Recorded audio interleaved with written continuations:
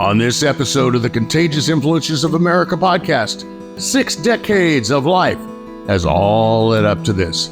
It's time for Chonda Pierce to tell the truth, and her truth isn't always pretty.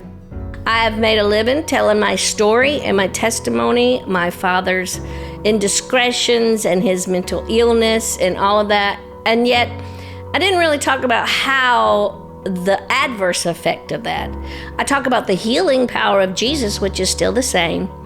But the truth of the matter is you can't walk some of these difficult roads without it having a good effect and a bad effect on you.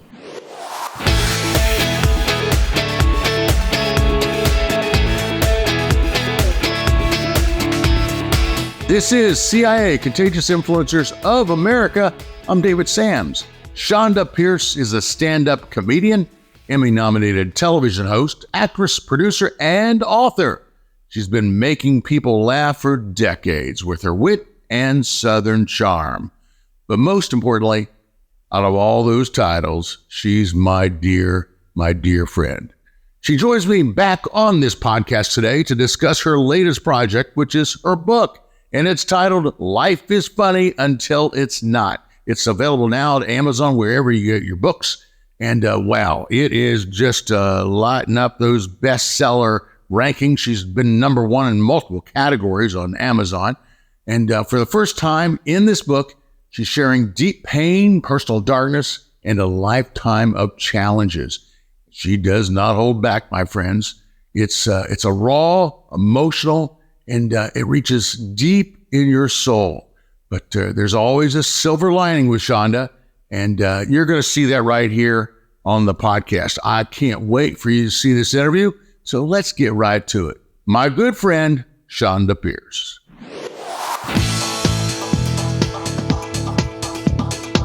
I do have one for you. What is it? It's going to be ugly. What's a joke you've always wanted to put out there, but it was just too off-brand? I don't know, it's not off-brand, but my favorite joke, and sometimes I get the nerve to tell it, the difference between an Episcopalian and a Baptist. An Episcopalian will say hi to you in a liquor store.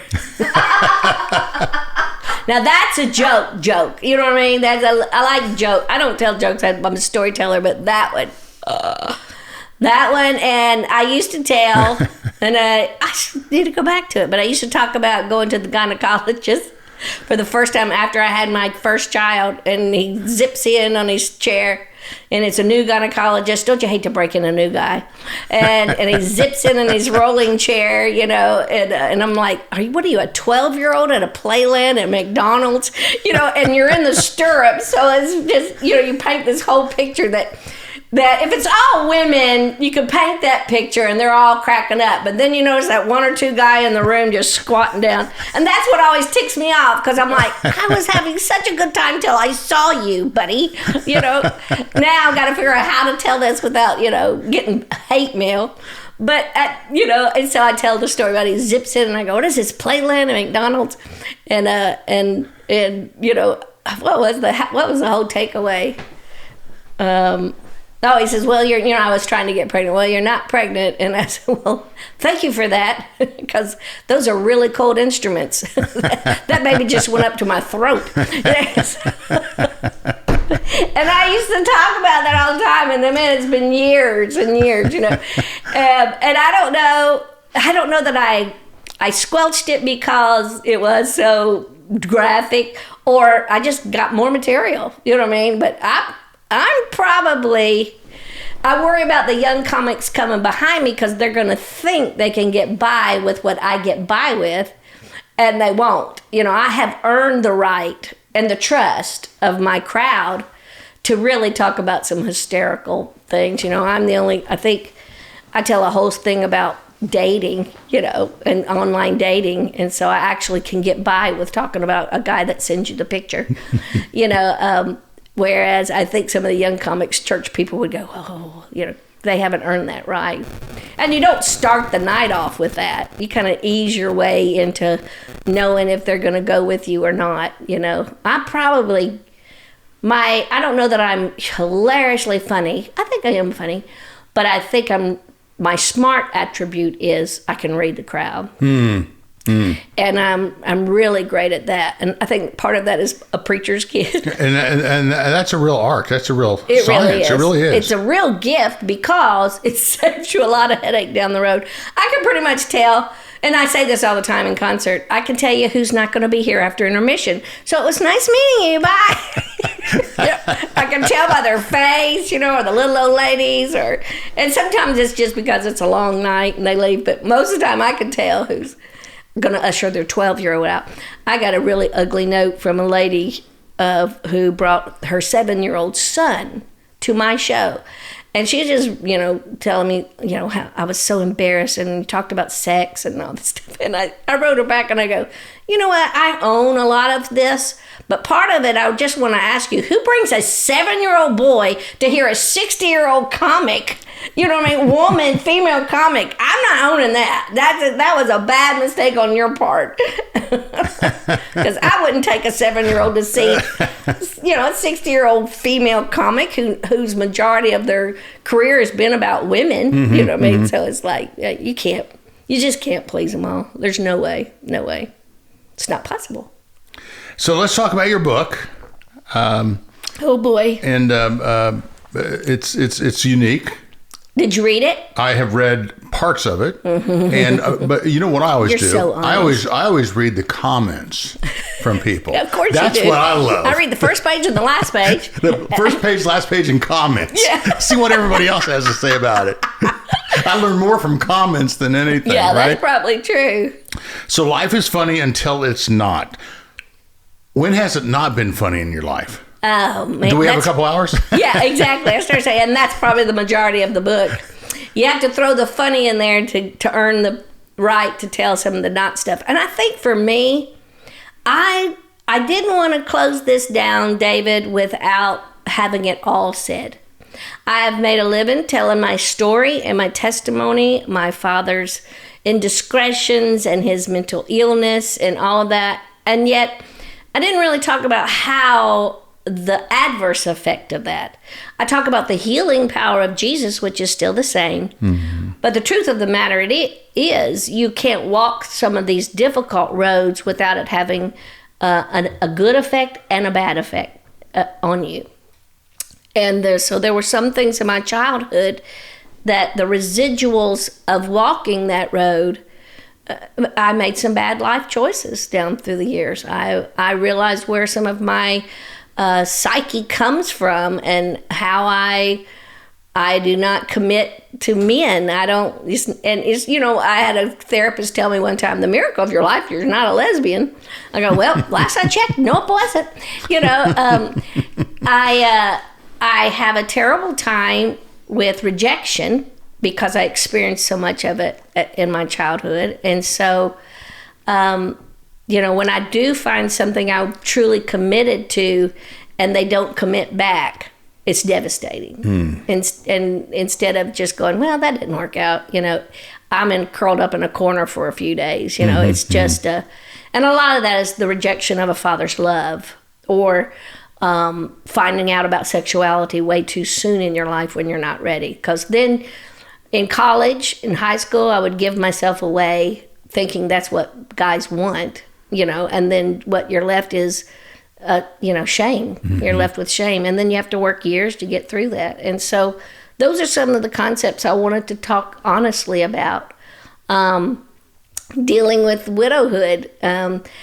The good parts that I dealt with and the way I dealt with it was good. And then some of the ways I dealt with it was bad. I moved downtown Nashville thinking it would be great to have people around all the time.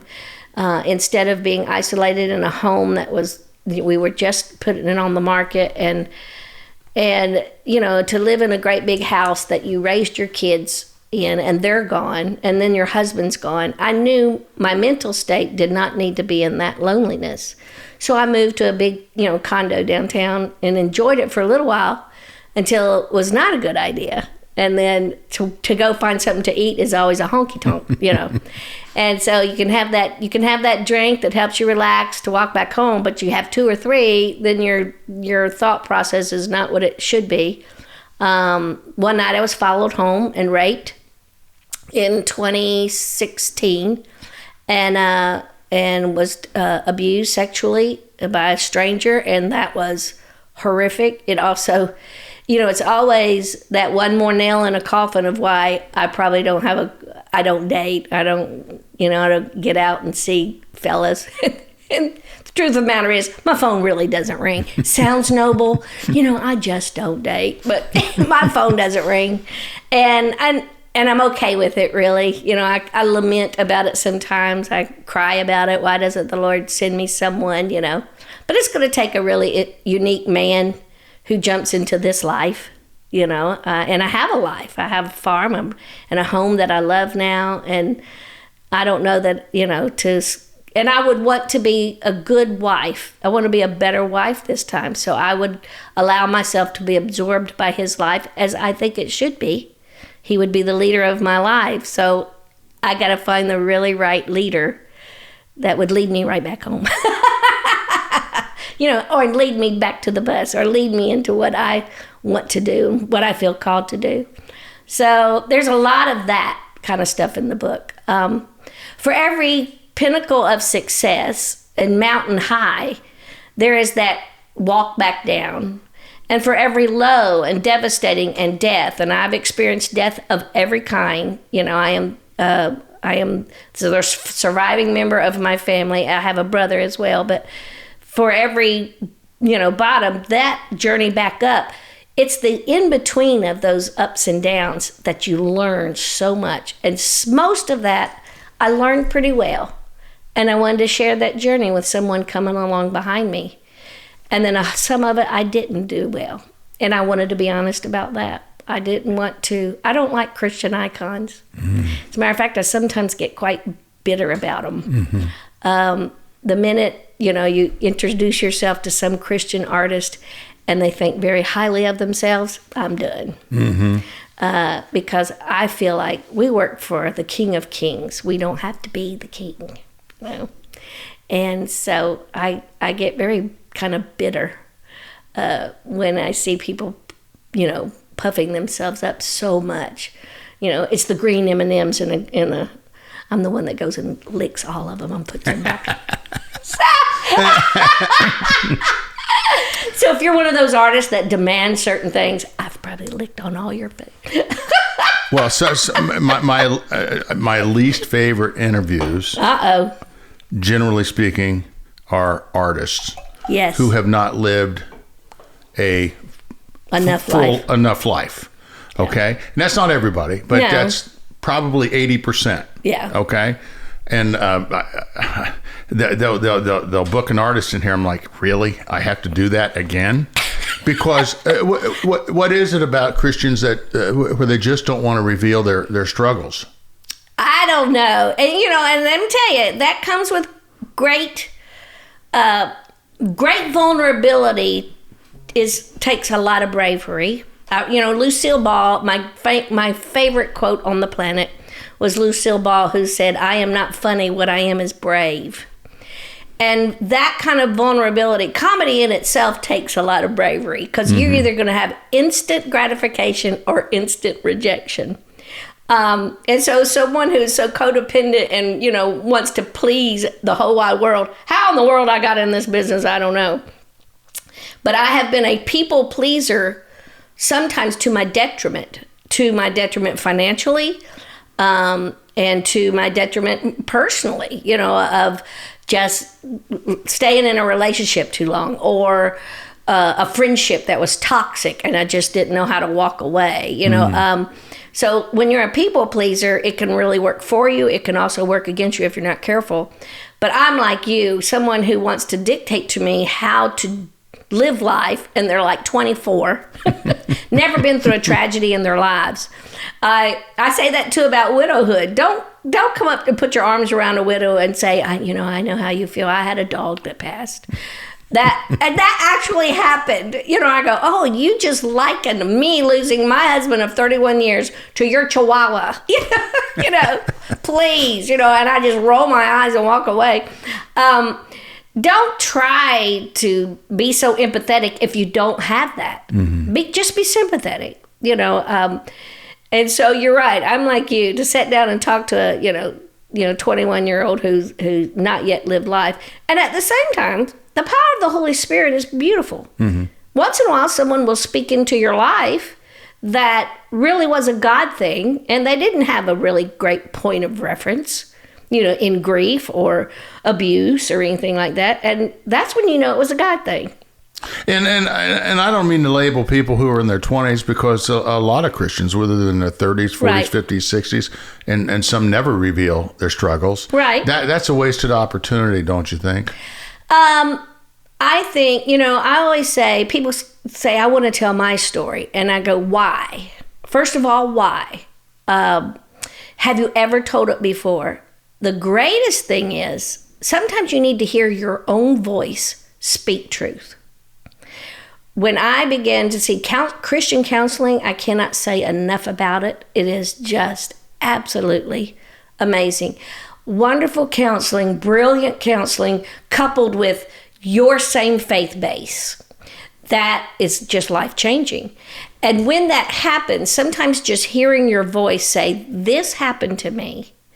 Now, I need steps to get through that or over it. I don't want to keep dreaming about that. Mm-hmm. I keep having this image in my head. I want to get rid of that face in my, so people can help you with that. And the Bible talks about renewing your mind.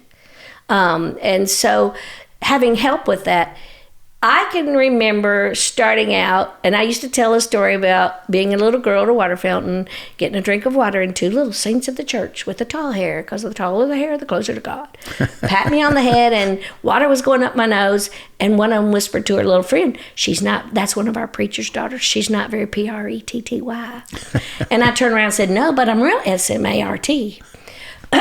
Pardon me. Now, I remember telling that, and deep down in my heart was hoping those two little old biddies was still alive to hear it. Mm-hmm. Because in reality, that's a horrible thing to do. Mm-hmm. And a horrible thing for two little old ladies to say in the presence of a child that she's not very pretty. And that really happened. Now, I wrote the punchline, no, but I'm really SMART. I wrote that part, so it would have a place to go. The story would have a good ending, and it would be funny, and people would laugh, and it would be a release for them. But I realized I wrote that, when I first started telling, I told it as a jab. I wrote it because I wanted to please the church people so they don't get to, their feelings hurt. Or it doesn't reveal too much that sometimes church people are really jerks, And I quit telling it because it was really a way for me to get back at them. And so I didn't need it anymore. Mm-hmm. There came a healing in your life when I didn't need to jab at them. They're probably dead by now because I'm so old, And so I remember stories that I used to tell, and I know where my heart was. But when healing comes along, I will say I think I'm funnier than I've ever been because I've had such healing time. Mm-hmm. And I don't need some of the stories I used to tell to get back. Or take a jab, or even a jab at God, even rolling your eyes, and I used to tell about when my second sister died, standing at the graveside and hollering across the gaping hole, "Mom, we are dropping like flies," and that really did happen. And I talked about how she came around to hug me and put her arm over my mouth so I would quit talking because I was about to just rip into the Lord. I was just very aggravated. And that was always a chuckle. It made everybody chuckle in the middle of telling a really tough story. And I don't tell that much anymore because I remember where my heart was. And now I tell about my sisters going, I'm going to see him again, instead of death is so terrible, and mean. And it is terrible and mean. But now I have a better hope at the end of the story. What did it take for you to realize that you needed help, that you needed counseling? I think misery is always good when you're just miserable. I think for me, I would see patterns in my life show up again and again. The first time I really began to cry out for help, I hit the wall running in deep, dark depression. I look at that time as such a gift. I could have destroyed my career. I could have had multiple affairs and just looking for love in all the wrong places, letting loneliness, carry me away. I look at that hitting the wall and getting so depressed as such a wake-up call from God to get this brain some help and this heart and mind to get in union. And when I wound up in Vanderbilt Psychiatric Hospital because I wanted to kill myself, it was interesting. It became one of the funniest routines of my career. Everybody laughs about it, and I'm always saying, if you have nothing to do tonight, you should just go hang out at the psychiatric hospital. It can be a kick, which I still think is true. But when I went, they give you a notebook to write everything you're feeling in, but they don't give you a pencil because you could hurt yourself. So that's weird. So you had to use a box of crayons, and I color-coded so many things in my life, And when I began to write out the dark things that were in my head, it was very apparent that so much was still lingering that needed to just get out. I say this all the time. I quoted it in a book that I wrote. Everything you drag out of the dark into the light has no more power over you. Because God knows your secrets, but he needs you to voice them out loud and get that mess out. And so I noticed on those pages some areas of my life.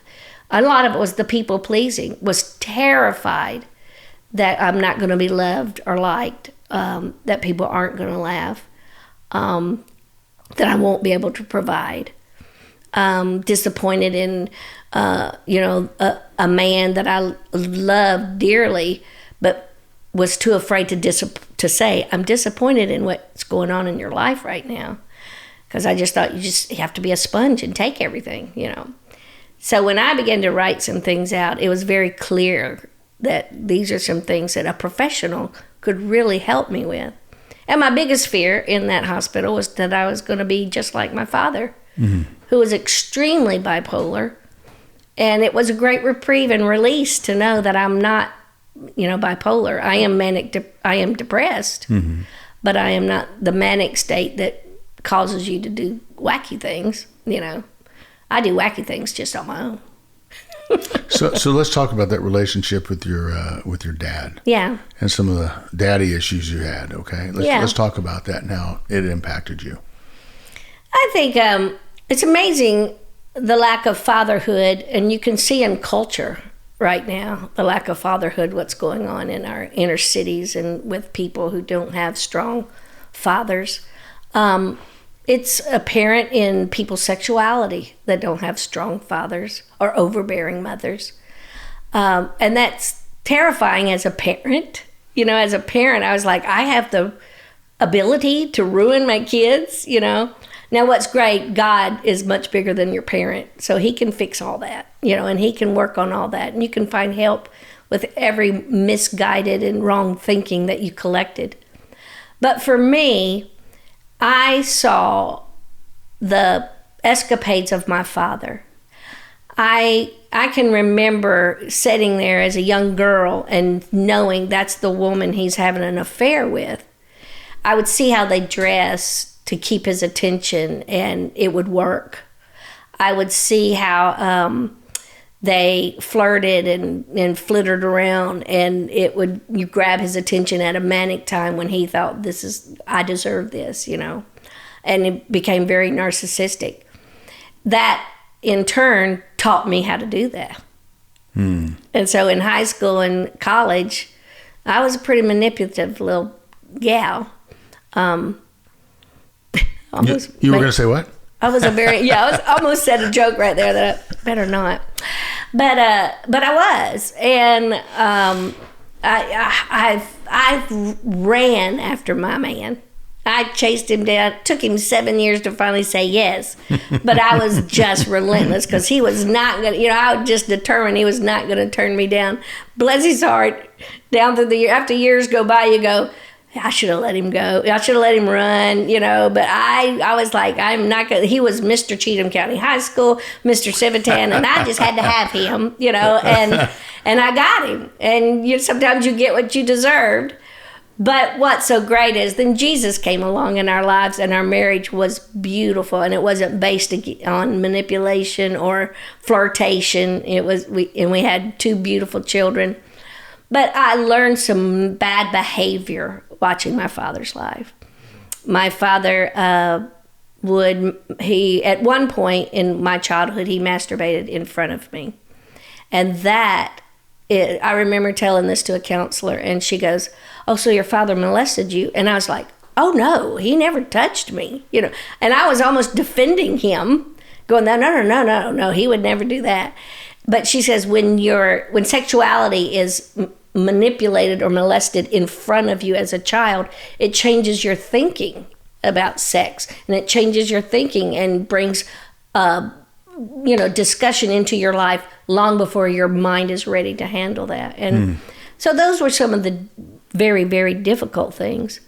The interesting thing, I've had counselor tell me, the hard part for me, there were days my dad was great. Would build the best playhouse you could ever ask for. I would tinker on a car with him, taught me how to ride a bicycle. One of the greatest things, he taught me how to fish and fish well, and so he was awesome. And then on a dime, he would be terrible. And I had a counselor say, if your father is bad 24/7, you can notice that and go, I don't want to be like that man. If your father is good, you could go, man, I want to achieve that. I want to be like that man. But if he is both, you are very confused as a child of going, which one of these men is, do I want to be like? Or who is it going to be when I get off the school bus? And how do I tiptoe around that? And that's where I learned a lot of comedy. If I could tiptoe around some things and make Dad laugh, he would either forget he was mad and going to, give me a beating, or he would, drag me off to, go work on some car I didn't want to work on, or, that's how it was a saving grace for me, was my sense of humor, was to keep my father, to entertain him. And so it made for a difficult time to figure out who that man is. Now, the sweetest thing was to find out that he was not divine, that only my heavenly Father is. Mm-hmm. That really left my earthly father off the hook. Not that made what he did right, or it didn't make it okay. It was still some work to get through those issues. But to know that my heavenly Father is perfection, oh man, I had a counselor who was so powerful one time. And we did this whole healing prayer and healing therapies. And then at the very end of the day, she went through photographs of my childhood, and she could show the eyes begin to change from this year to this year. So what happened between this year of your schooling and that year? And she began to really dig out some dark places. And at the end of it all, our very last session, she had me hold my hands out in front of me. And she said, "Now, do you see yourself as a baby?" And she goes, "I've seen pictures. What color were your eyes?" Blue, And my hair was all matted and, sad. And I was purple when I was born. And we were giggling and talking about that. Now, she said, "Do you feel your father's hands? He's holding your little bottom with one hand and your head with the other and just rocking you." And I said, you close your eyes, go, "Yeah, I feel that." You feel how warm and loving. And he was so proud of you when he looked at you, and he adored you. And he was so excited to have that little girl. And then he kissed you on the cheek and placed you in your mother's womb. Wow. Yeah. That was your first father. Yeah. And he trusted the womb he could put you in. And he knew the plan that he had for me. Mm.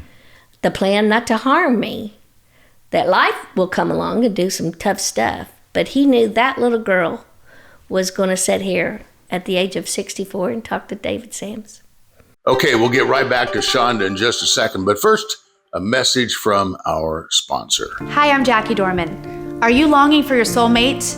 And maybe you've tried everything and you feel like nothing's working. You've done the online dating, the singles ministry, possibly even the dreaded blind dates set up by well-meaning family and friends. And you're starting to wonder, where are the truly Christian men that want to seek me out for a committed, loving relationship without the head games? Well, I'm here to help. I want you to join me for my free Married in 12 Months challenge, where I am going to show you all the tools you need to step into the love story that God has already written about you. I'm going to teach you about why now is your time, why God wants you married even more than you want to be married, what are the lies that are holding you back, the law of attraction that's biblical, and what are the tools to stepping into that bride that you want to become. So join me at lovestories.com for my free Married in 12 Months challenge, where we'll get you out of the waiting room and into the love story that you've been dreaming of. Join me at lovestories.com. I hope to see you there. I see a sparkle in your eye I have not seen for a while. Yeah. I do. Thank you. You know, I think when it's all... I don't think I've ever seen these eyes before. And we've known each other a long time. Yeah, yeah. Yeah. A little bloodshot. I was up late. So you write in your book that tragedy plus time equals comedy. I just got to ask you, how do you find the strength to encourage when you're discouraged? First of all, you rehearse in the dark what you learned in the light. So I'm like anybody else. I've been through menopause and still had to go be funny. You know, it was a little more bitter at the time, but, you know, I've had the flu bug and still have to go be funny, you know, because people bought a ticket and this is what they're expecting. And so you just do your stuff that you know works. You know, you've sat here and interviewed people and you were like, I'd really just rather go upstairs and take a nap, you know. But they're scheduled. You have to do it. You do what you know how to do and your skill set, and you deliver. Opryland probably taught me that. Singing and dancing at Opryland, 5 shows a day, 6 days a week, and every one of them had to be 110%, you know, or you wouldn't get your paycheck. So you do what you know works. On the ministry side, the beautiful thing for me, I think that was one of the signs that there must be a God.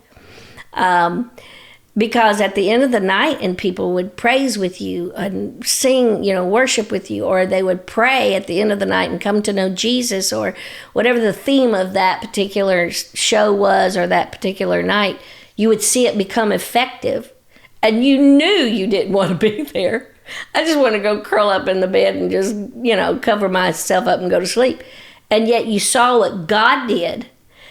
That's the most humbling thing there is, because it's not about me. I don't know how these TV preachers get so puffed up. Because when I see God work in front of me, and I know me, must be a God, because I didn't do that. I couldn't pull that off. I'm not that talented, you know. And so that begins to strengthen your spiritual walk.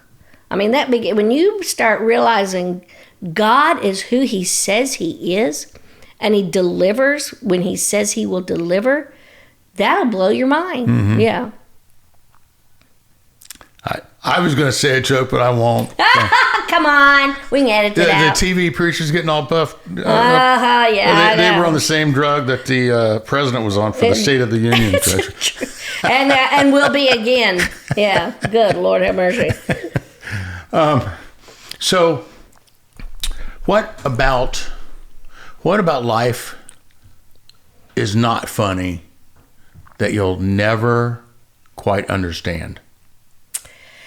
Well, here's death for one thing. You know, I can look at the deaths of my sisters. One was 15 when she died with leukemia. One was 20 when she was killed in a car wreck.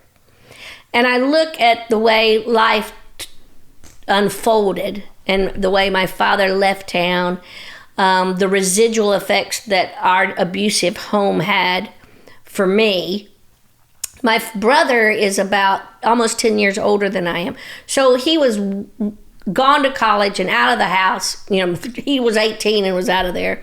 And I had 10 more years to live with my father and his odd life and his abuse. And so it's almost like we were raised in two different households. Dad got really bad as the years went on.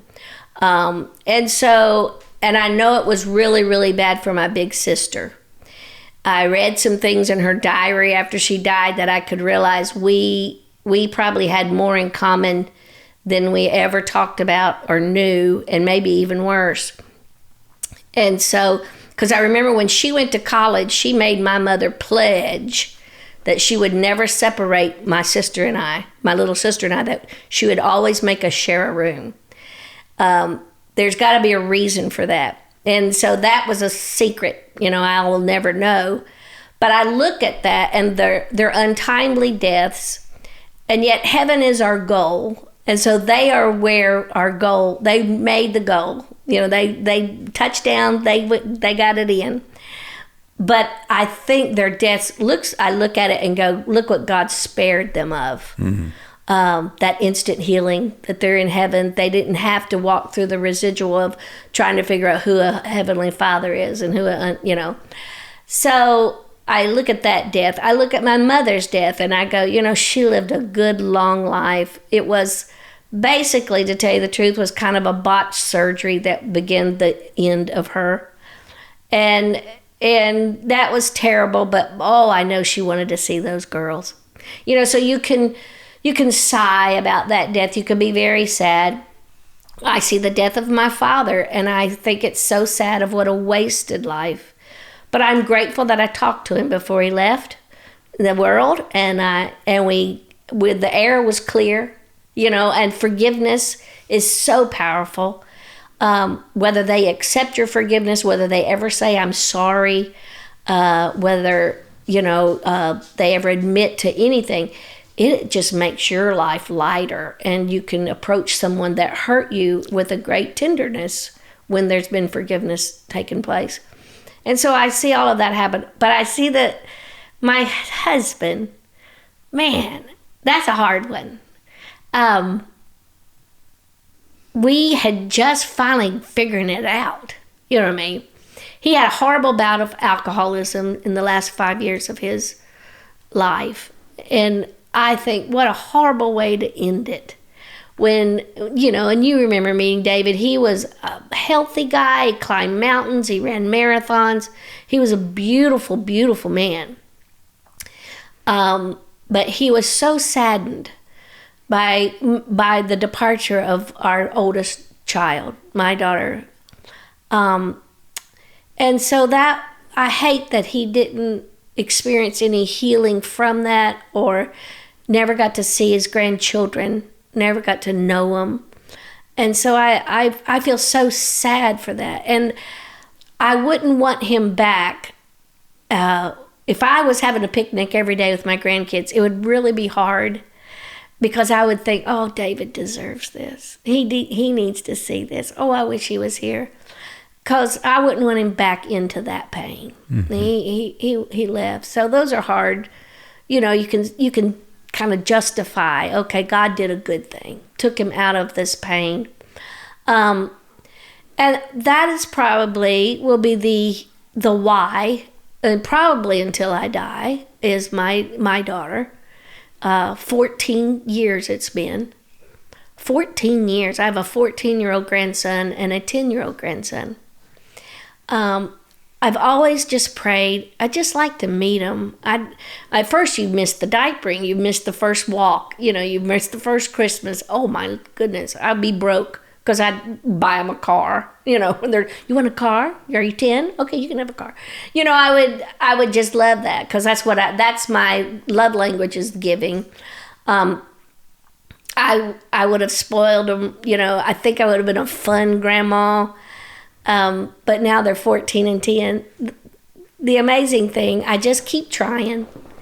I don't know why. I still don't know why. I've heard her mention some things that still doesn't really seem to justify completely cutting her parents off. And not just her parents, on my whole side of the family, And so there's just this huge gap of, I cannot put a finger on, why am I so horrible? that I was not allowed to know these two little boys. So was that an overnight thing, or was there? It seemed like it to us. Now she married and and established her own life, and that was great. And we would never show over her house unannounced or uninvited. And then he was a lawyer. And when she was expecting, he was studying for the bar.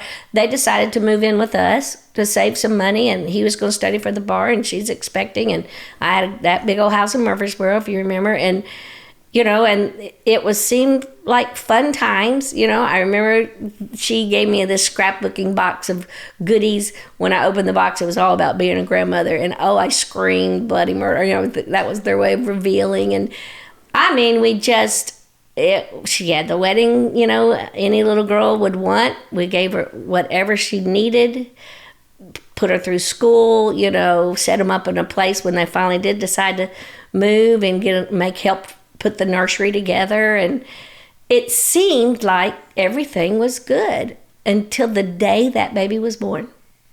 And then the wheels came off. And part of it was we heard they didn't want us in there when the baby was born. And we were like, well, fine with that. We didn't want to do that anyway. That'd be weird.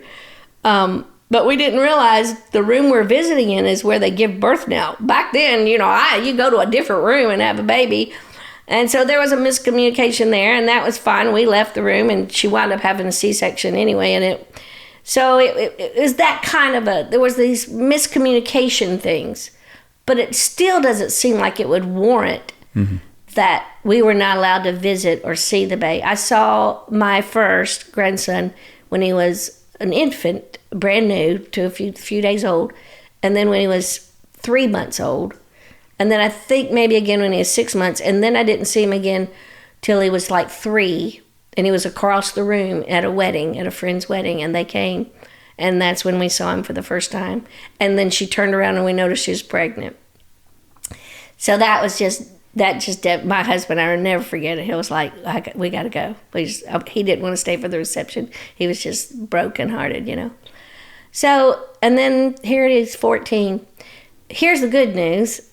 I just never give up. I just will send an email. And I'll be honest, in the 14 years of this happening, there have been nights, how could you do this? And I'll send a great killer of a letter. I'll fill one with scripture and how to reconcile. I'll, talk about God's idea for family and community. I have tried it all. I've filled it, I've sat in counselor's office, and a lot of it is getting over this feeling of what's wrong with me. It always comes back to what's wrong with me. If I was a perfect child, I could have straightened my dad out. I mean, if I'd been a little bit funnier, he wouldn't have left and gone had some liaison with somebody. Or if I could console mother better, she wouldn't have had so many hard, difficult and sad nights, So it's always me. I always take it on myself. And I know that's wrong, but I do. So I have my counselor on speed dial when those, thoughts come along. But I am constantly fighting those voices of how come, is it something I'm doing wrong morally? Is it something I'm doing wrong as a human being? Why I'm not allowed to know these boys. Mm-hmm.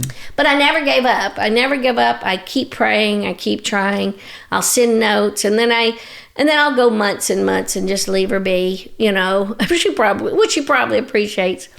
But at Easter, I sent a note that just said, "What would be the scenario in your life that someday I could meet them? What would that look like? I mean, is there a certain scenario or a parameter, or what would that look like?" I think I was honest with her in saying, because frankly, I don't want to meet them on my deathbed. I fell and broke my back, and so that brings first time you fall after 60. It's a reality that I am old as dirt. So I cracked 2 vertebrae in my back and flat on my back. I had a lot of thinking to do and couldn't move, for 5 days. And I wrote her and I just said, I just, whatever that is, I just would like to know what would be that criteria. And a couple of weeks went by, and out of the clear blue, I got a note that said, "I think we could do that."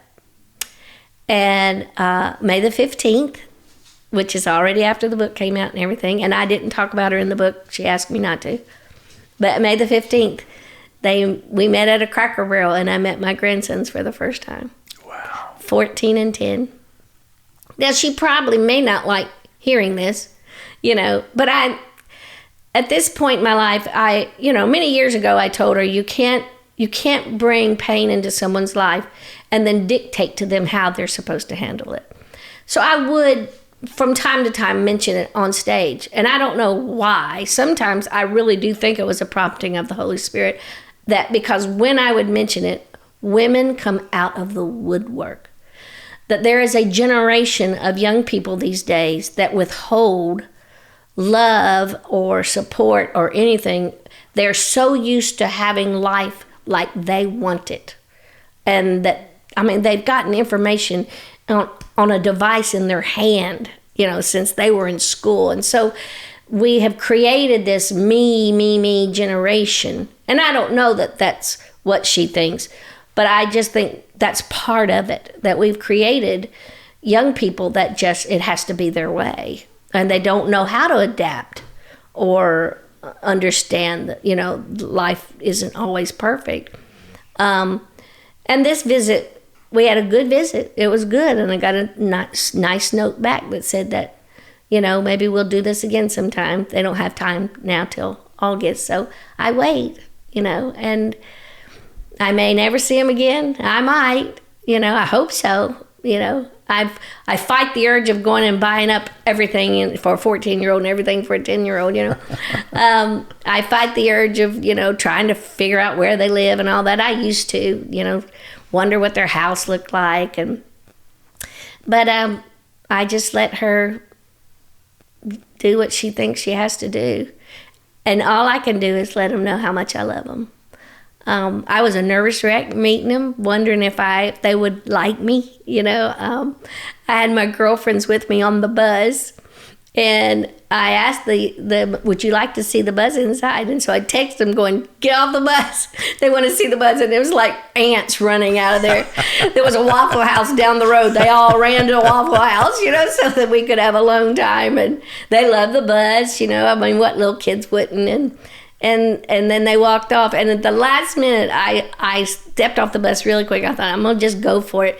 And I hollered, would it be okay if I have a picture? And I had my picture made with them. Oh, look at that. I know.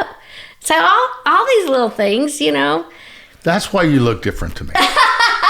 Resolve, maybe. I don't know. It is.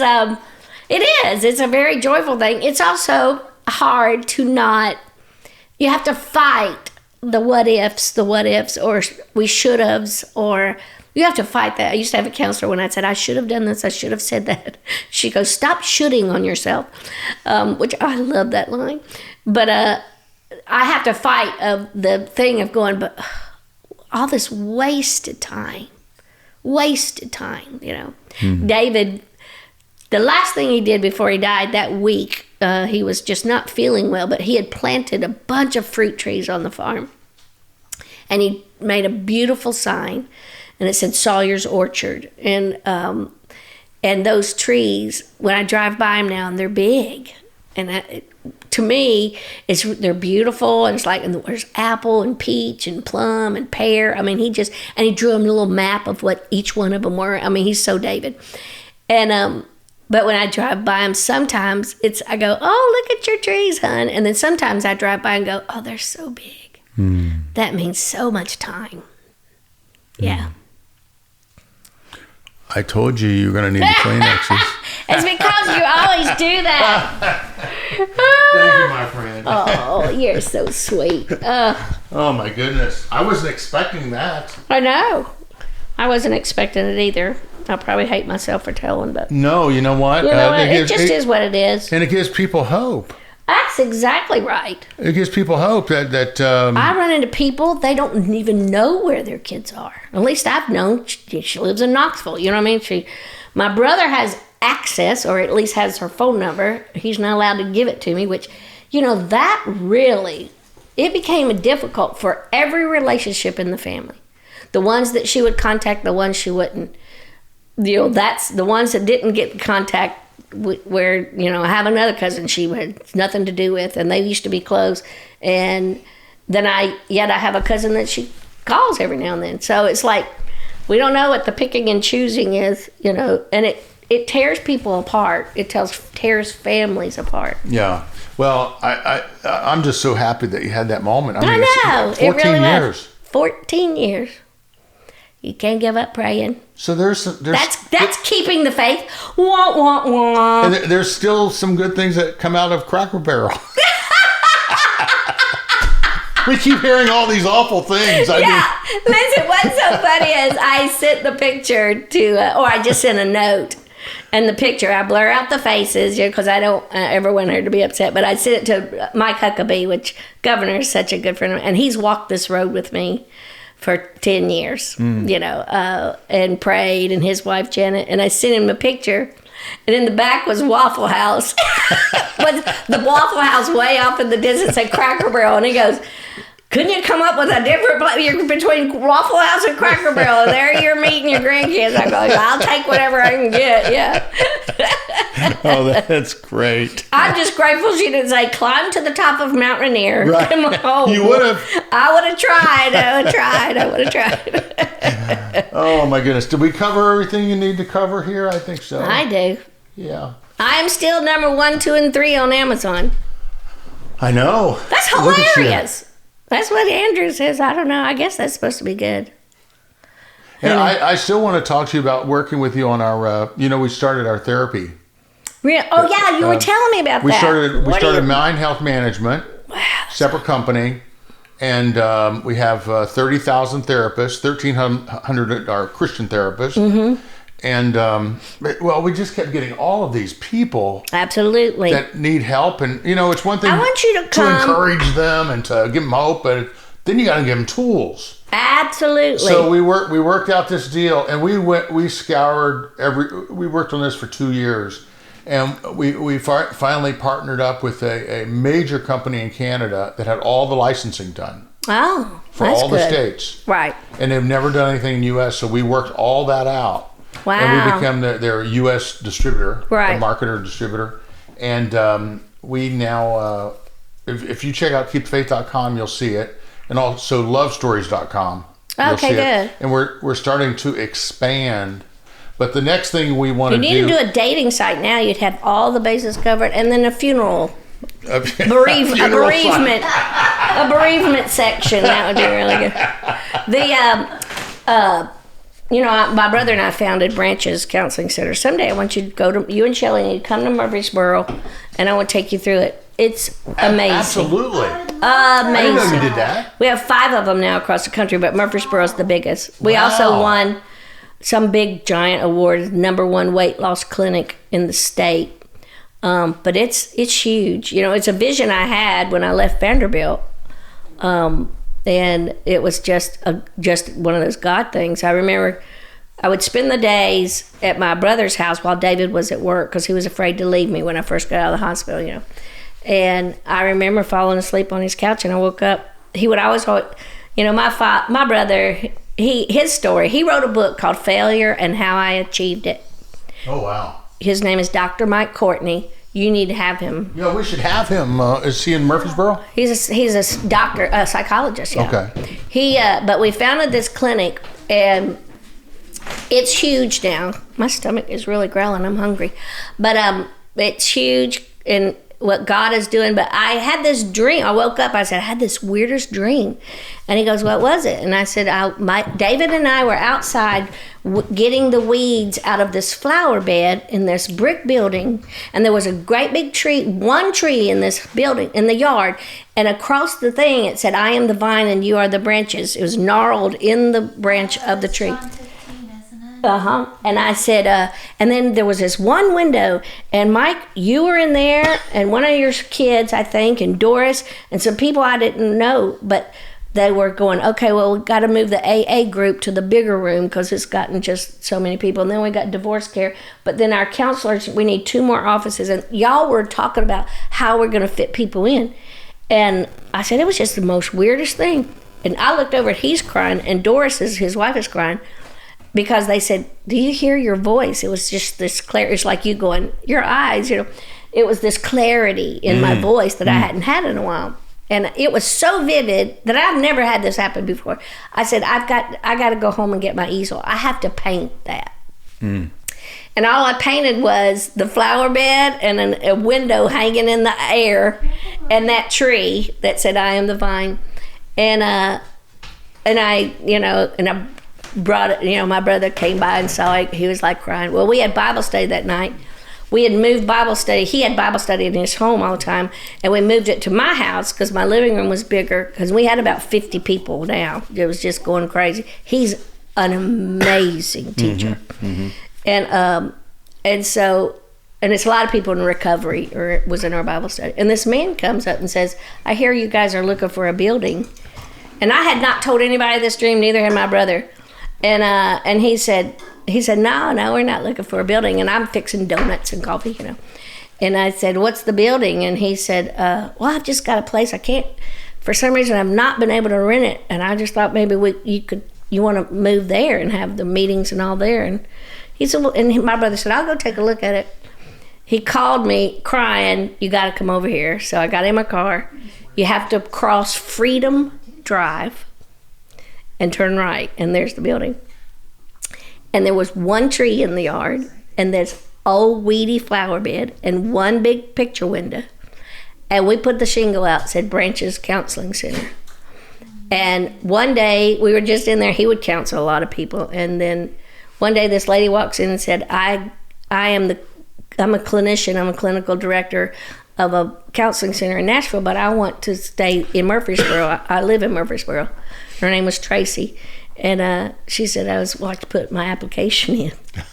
We're like, and so here she came, and she said, I drive this road all the time. It's the first time I ever saw Branches Counseling Center. And then there was like another guy comes in. I run the AA for Murfreesboro. We've been looking for a place for AA to meet. And it was just like one thing after another like that. Well, that was 15 years ago. Yeah. And thanks again, Chonda. Life is funny until it's not. It's the name of Chonda's book, and it's available right now wherever you purchase your books. And do check out Chonda.org. She's live right now all over the country. She's appearing, she's touring. And boy, what a night. What a fun night you'll have if you see her live on tour. So check out Chonda.org for her schedule to see if she's coming to your area. This has been CIA, Contagious Influencers of America, from the producers of Keep the Faith. Please do rate and review us. Give us 5 stars. That would be pretty cool. And check out our website at contagiousInfluencers.com, where you're going to find all of the episodes that we've done. I think we're at about 250 episodes or so. And check out our radio show website at KeepTheFaith.com. We have just given that a whole new look, a whole new feel, and there's something for everybody there. A great place to get your entertainment. So check out KeepTheFaith.com. I'm David Sams. This has been CIA, Contagious Influencers of America. Go out there this week and live that life and live in color, because it sure is a heck of a lot more interesting than living in black and white. See you next time.